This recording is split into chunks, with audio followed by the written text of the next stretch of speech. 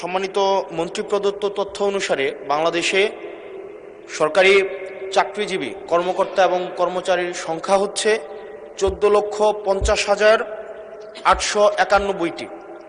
এই 14,50,891টি পরিবারের সর্বশেষ বেতন বৃদ্ধি হয়েছে 2015 সালে, আর বর্তমান হচ্ছে 2026 সাল।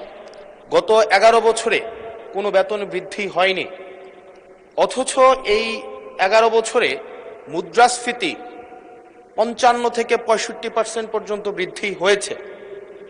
মাননীয় মন্ত্রী মহোদয়ের কাছে প্রশ্ন, এই 14,50,891টি যে পরিবার রয়েছে, প্রথম শ্রেণী থেকে চতুর্থ শ্রেণী কর্মকর্তা এবং কর্মচারীদের সরকারি তাদের বেতন বৃদ্ধির জন্য, যদি এটি আপনার মন্ত্রণালয়ের না, আপনারা অর্থ মন্ত্রণালয়ে তাদের বেতন বৃদ্ধির জন্য কোনো প্রস্তাব পাঠাবেন কিনা, এবং এই নিয়ে বর্তমানে আপনাদের প্রণীত যে নীতিটি রয়েছে সেটি আমরা জানতে চাচ্ছি।